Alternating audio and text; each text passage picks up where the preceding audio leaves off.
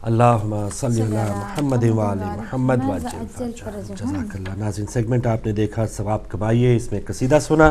आगे बढ़ते हैं प्रोग्राम में। जो हमारा सेगमेंट है छोटा अमल अजीम सवाब, उसमें वो अमल भी जानते हैं और नमाज टाइमिंग भी। अब बहुत शुक्रिया फ़ारूक भाई जी। नाज़रीन, छोटा अमल अजीम सवाब रमज़ान में जिस तरह से कुरान पाक की सूरतों के फ़ज़ाइल का सिलसिला शुरू था, उसी को कंटिन्यू करेंगे। ज़ाहिर है कुरान पाक में 114 सूरतें हैं और हम फ़कत आपके साथ जो है वो 22 सूरतें हैं कि फ़ज़ाइल जो है वो शेयर कर सके हैं। आगे जो है हम आपके साथ बकाया जो हमारी सूरतें रह गई हैं उनके फ़ज़ाइल शेयर करेंगे। और उससे पहले आपके सामने शेयर करेंगे नमाज के टाइमिंग्स और लंदन के वक्त के मुताबिक। आज नमाज ज़ोहरैन है 1:06 पर, लंदन के वक्त के मुताबिक नमाज ज़ोहरैन है 1:06 पर, नमाज मगरिबैन है 8:44 पर और कल की नमाज फ़जर है 3:56 पर। नमाज ज़ोहरैन है 1:06 पर, नमाज मगरिबैन है 8:44 पर और कल की नमाज फ़जर है 3:56 पर। उम्मीद है आपने नोट कर लिए होंगे। नमाज टाइमिंग बढ़ते हैं आगे और सूरतों के फ़ज़ाइल का सिलसिला शुरू करते हैं। हमने आपके साथ शेयर किया था आखिरी सूरा जो हमने लास्ट टाइम अपने प्रोग्राम में शेयर की थी, सूरह अंबिया, सूरह नंबर 21 कुरान पाक की, उसके फ़ज़ाइल आपके साथ शेयर किए थे। और आज हम आगे बढ़ेंगे और सूरह नंबर 22 सूरह हज के बारे में और आगे 23 और 24 जो सूरतें हैं उनके फ़ज़ाइल आपके साथ शेयर करेंगे। और इन फ़ज़ाइल के अलावा भी आज भी, क्योंकि ज़ाहिर है कि पहला प्रोग्राम है, आज इन सूरतों के फ़ज़ाइल शेयर करेंगे। और उसके अलावा जो हम आपको बताते हैं इसमें आज़म नादे अली, उसका सिलसिला इंशाल्लाह कल से शुरू होगा, वो भी बताएंगे और ये भी बताएंगे। सारी चीज़ों को कोशिश ये करेंगे कि साथ लेकर चलें। जी नाज़रीन, सूरह हज आपने कुरान पाक में जब तिलावत की होगी रमज़ान करीम में, तो सूरह हज भी ज़रूर है आपने पढ़ी होगी। अब हम आपको बताते हैं कि अब आपने सूरह हज की तिलावत की है तो आपने जो है वो क्या फ़ायदा उठाया है, या अपनी ज़िंदगी में आप अपनी रूटीन में सूरह हज की जो है वो तिलावत करेंगे तो आपको क्या जो है वो फ़ायदे मिलेंगे। सूरह हज कुरान पाक की सूरह नंबर 22। इमाम जाफ़र सादिक़ अलैहिस्सलाम इरशाद फरमाते हैं, जो हर 3 दिन में एक मरतबा सूरह हज की तिलावत करेगा, जो हर 3 दिन में एक मरतबा सूरह हज की तिलावत करेगा, वो 1 साल गुजरने से पहले हज पर जाएगा और अगर सफ़र हज में मर गया तो जन्नत में दाखिल होगा। रावी कहता है कि अगर हमारे मुखालफों में से होता तो फिर, रावी ने पूछा मौला से कि अगर वो हमारे मुखालफों में से था तो हज़रत ने फरमाया कि उसका कुछ अजाब कम हो जाएगा। नसीम बहिश्त किताब में से आपके साथ ये हदीस शेयर हो रही है कि देखें मौला क्या फरमाते हैं। आप ख्वाहिश रखते हैं, आपके दिल में ख्वाहिश है कि अल्लाह रब्बुल इज़्ज़त हमें हज पर बुलाए। बाज़ औक़ात ऐसा होता है कि पैसे नहीं होते, बाज़ औक़ात ऐसा होता है कि पैसे होने के बावजूद हम हज पे नहीं जा सकते, ये जा नहीं पाते, रुकावटें आ जाती हैं। तो मौला क्या फरमाते हैं, आपको हज पे जाने की आप ख्वाहिश रखते हैं तो मौला इमाम जाफ़र सादिक़ फरमाते हैं कि जो हर 3 दिन में से एक दिन सूरह हज की तिलावत करेगा तो वो 1 साल गुजरने से पहले हज पर जाएगा। सुभान अल्लाह।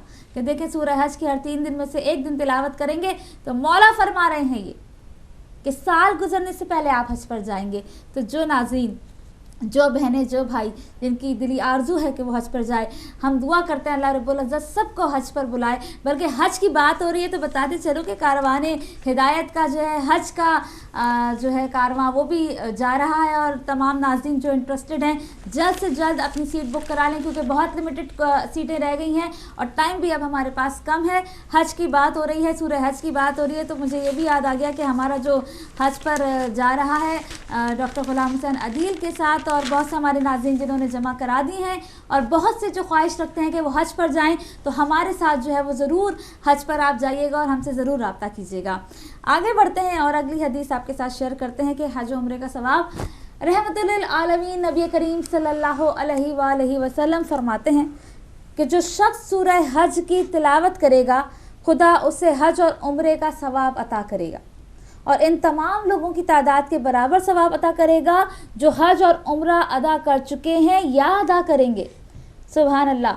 कि आप अगर सूरह हज की तिलावत करेंगे तो अल्लाह रब्बुल इज़्ज़त आपको हज और उम्रे का सवाब अता करेगा। फ़कत आपने सूरह की तिलावत करी है और इस तिलावत से आपको हज और उम्रे का सवाब मिलेगा। और नबी करीम सल्लल्लाहु अलैहि वसल्लम क्या फरमाते हैं कि इन तमाम लोगों की तादाद के बराबर के जो हज कर चुके हैं या अदा करेंगे तो वो भी सवाब आपको मिलेगा। سبحان اللہ. خوشخبری ہے آپ لوگوں کے لیے کہ آپ نے قرآن پاک کی تلاوت کری, سورہ حج کی تلاوت کری, تو کیا آپ نے ثواب حاصل کریں. دیکھیں کہ ان تمام لوگوں کے برابر ثواب کہ جو حج ادا کر چکے ہیں یا ادا کریں گے. آگے بڑھتے ہیں ناظرین. سورہ حج کے فضائل آپ کے سامنے بیان ہوئے کہ جو حج پہ جانا چاہتا ہے مولا کے قول کے مطابق ہر 3 دن میں سے ایک مرتبہ اس کی تلاوت کرے گا تو سال سے پہلے جو ہے وہ حج پر ضرور جائے گا. آگے بڑھتے ہیں. اگلی سورہ نمبر 23 سورہ مومنون کے بارے میں آپ کو بتاتے ہیں کہ اس کے کیا فضائل ہیں. ضرور آپ نے پڑھی ہوگی اور آپ کو کیا حاصل ہوا اور آپ آگے بھی کیا حاصل کر سکتے ہیں. امام جعفر صادق علیہ السلام فرماتے ہیں کہ جو شخص سورہ مومنون کی تلاوت کرے گا خداوند متعال اس کا خاتمہ سعادت پر کرے گا, اور جو ہر جمعہ باقاعدگی سے اس کی تلاوت کرے گا تو فردوس اعلیٰ میں اس کی منزل پیغمبروں اور رسولوں کے ساتھ ہوگی. سبحان اللہ. پیچھے لگیں, دنیا کے پیچھے بھاگ رہے ہیں, کچھ اپنا اور آخرت کا بھی سامان ہمیں کرنا ہے یا نہیں. ایک تو پہلے جو تلاوت کر چکے ہیں سورہ مومنون کی, تو پھر کیا فرمایا کہ اس کا خاتمہ جو ہے مولا فرما رہا ہے اس کا خاتمہ سعادت پر کرے گا, اور جو ہر جمعہ باقاعدگی سے اس کی تلاوت کرے گا تو فردوس اعلیٰ میں اس کی منزل پیغمبروں اور رسولوں کے ساتھ ہوگی. سبحان اللہ.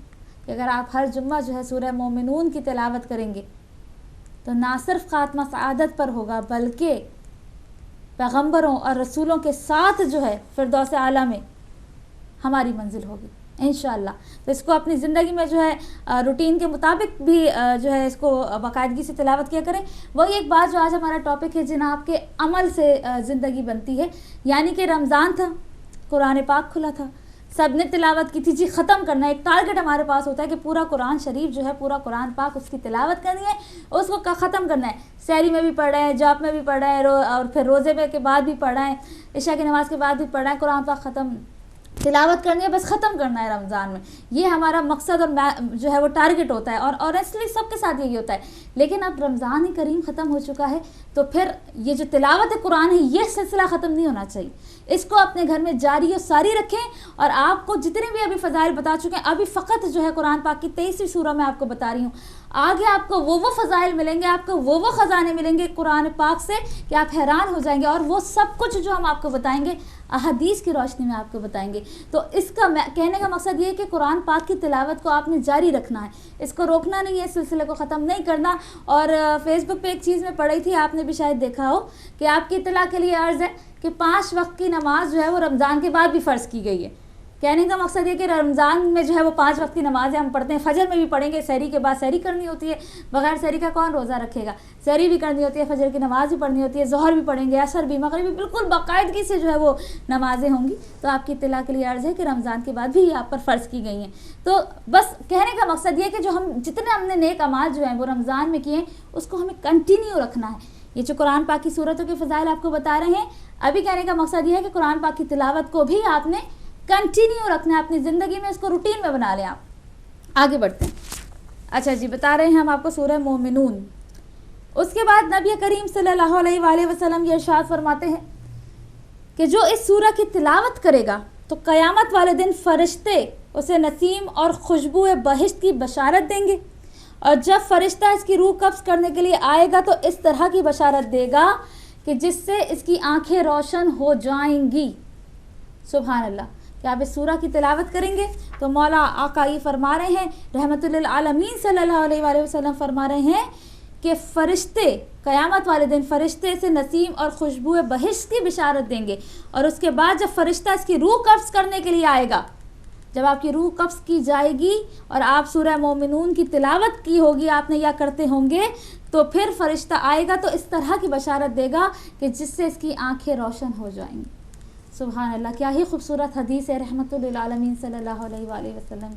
غور کریں اس حدیث پر کہ جب ہماری روح قبض کرنے آئے گا فرشتہ تو ہمیں بشارت دی جائے گی, ہماری آنکھیں جو ہے وہ روشن ہو جائیں گی. فقط کیوں؟ فقط اس لیے کہ ہم نے سورہ مومنون کی تلاوت کی ہوگی. سبحان اللہ. آگے بڑھتے ہیں. امام جعفر صادق علیہ السلام فرماتے ہیں, افسوس کے ساتھ کہنا پڑا ہے, بارہا کئی بار پہلے بھی اس حدیث کو پہلے بھی ہم نے شیئر کیا ہے آپ کے ساتھ, اور آج کیونکہ ذکر سورہ مومنون کا ہو رہا ہے تو یہ حدیث تو اس کو تو شیئر کرنا بہت ہی ضروری تھا. اور افسوس کس بات کا ہے کہ اپنے مسلمان اپنے جب شیعہ بہنیں فون کر کے یہ کہتی ہیں کہ ان کے ہسبینڈ جو ہیں وہ شراب پیتے ہیں, یا بیٹا اس طرف چلا گیا تو بہت افسوس ہوتا ہے، دلی بہت زیادہ افسوس ہوتا ہے کہ ایک حرام چیز جو پروردگار عالم نے حرام قرار دے دی ہے اور آپ اس کو پی رہے ہیں اور آپ اس کا نشہ کر رہے ہیں، اور سمجھ میں نہیں آتا کہ میرے پاس الفاظ نہیں ہیں اس کو ایکسپلین کرنے کے لیے، لیکن بتانا ہے، حدیث موجود ہے، پہلے بھی بتایا ہے، آج بھی بتایا کہ کس طرح سے شراب خوری سے جو ہے وہ نجات حاصل کرنی ہے اس کے لیے.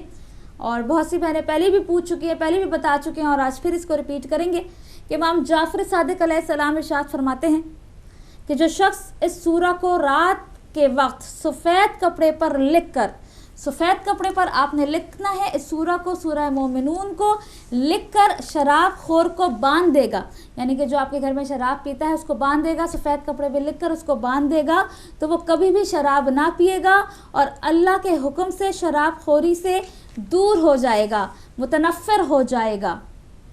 سبحان اللہ. پھر ہم آپ کو بتائیں کہ سفید کپڑے پہ آپ نے سورہ مومنین آپ اس کو لکھ لیں، سورہ مومنون کو آپ لکھ لیں اور لکھ کر پھر شراب خور جو بھی آپ کے گھر میں اس کو باندھ دیں، اور انشاءاللہ اللہ رب العزت نے چاہا، حدیث میں موجود ہے جب مولا کا قول موجود ہے تو پھر اس میں کوئی شک و شبہ کی گنجائش نہیں رہتی، تو ضرور جو ہے مولا نے فرمایا کہ اللہ کے حکم سے وہ اس سے دور ہو جائے گا، تو ضرور جو ہے وہ اس سے دور ہو جائے گا.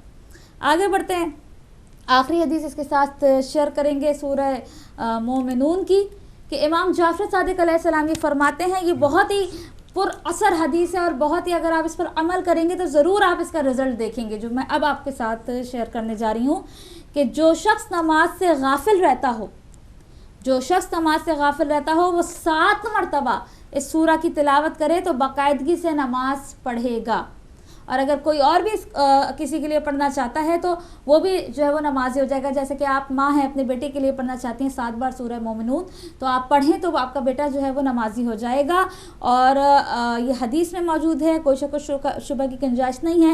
پھر ریپیٹ کر دیں کہ بے نمازی سے جو ہے وہ نجات کیسے حاصل کرنی ہے. مولا فرماتے ہیں کہ جو شخص نماز سے غافل رہتا ہو وہ 7 مرتبہ اس سورہ کی تلاوت کرے تو باقاعدگی سے نماز جو ہے وہ پڑھنے لگے گا.